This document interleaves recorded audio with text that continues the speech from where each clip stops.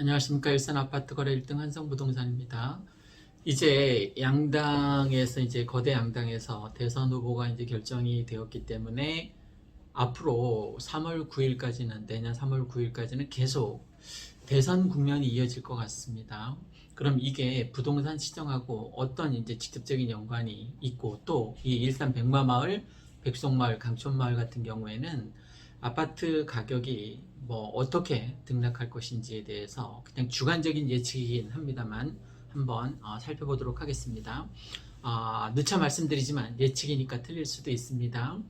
대선 결과도 저는 예측할 수 있는데 알고 있는데 저 혼자만 그냥 알고 있겠습니다.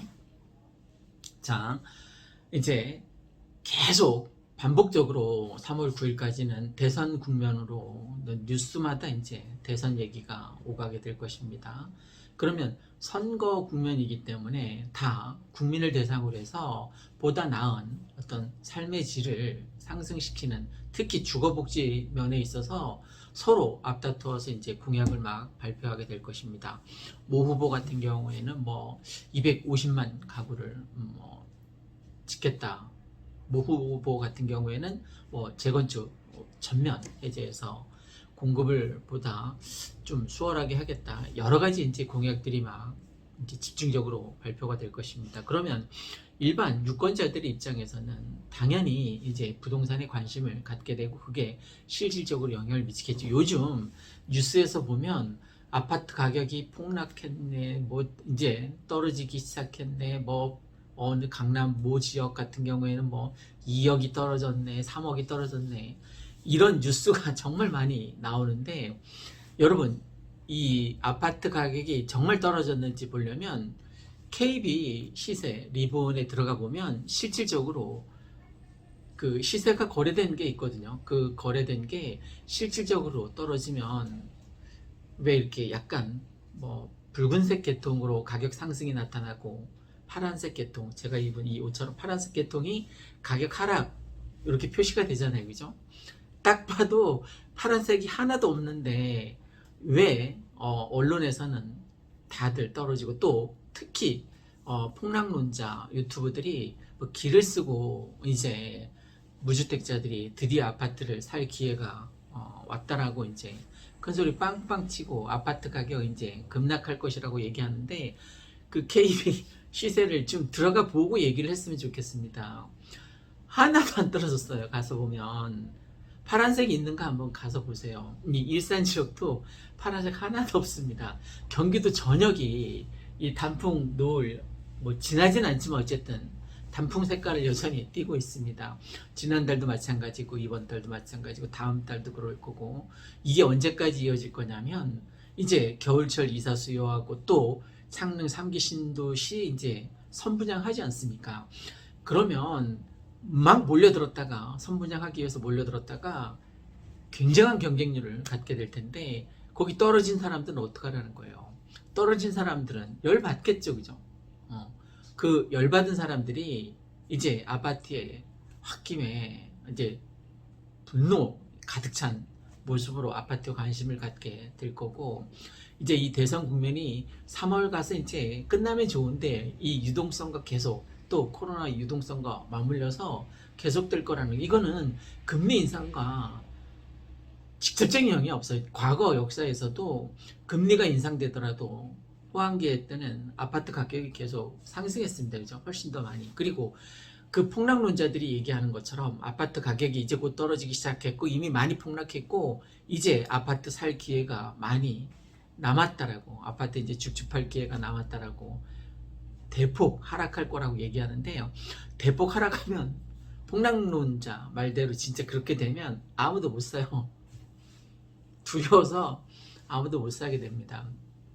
자, 그럼 대선이 끝나면 이 아파트 시장이 끝날 거지? 그렇지 않아요. 내년 1월 1일부터 이제 대출이 어느 정도 풀릴 거란 말이에요. 그죠?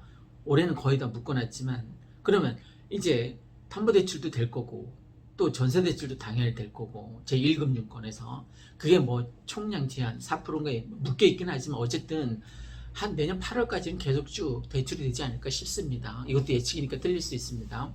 그러면 그동안 아파트를 사겠다라고 그 억눌려 있었던 무주택자라던가 아니면 월세 살거나 아니면 그동안 계속 전세로 전전했던 사람들이 이제 대출이 풀리게 되면 아파트 시장에 막 뛰어들게 되겠죠. 그죠? 전세가는 계속 고공행진할 거고, 지금 거래가 거의 절벽 상태는 맞습니다. 거래가 거의 절벽인 상태에서도 아파트 가격이 떨어지지 않고 계속 올랐단 말이에요.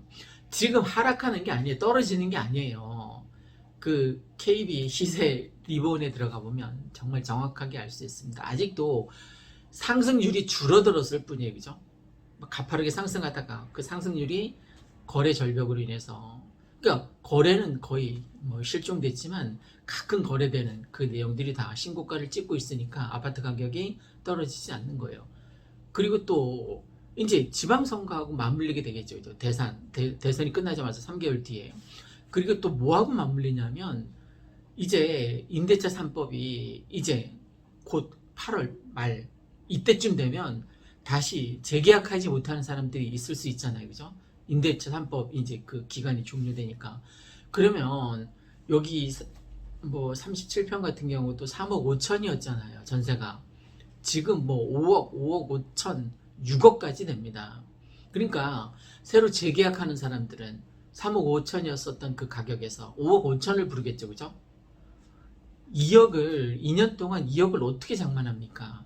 그러니까 다시 재계약되는 것들은 다 5억 5천, 6억이 거래가 될 거니까 전세가가 굉장히 급상승할 거라는 거죠. 이제 그때부터는. 그러면 아파트 가격이 상승하는 것은 물론이고, 또 내년 연말이 되면 내후년 연초에 이제 일산 소사선을 개통하기로 했으니까 어쨌든 연말 되면 또 굉장히 많이 사람들이 수요가 늘어나지 않을까 싶습니다.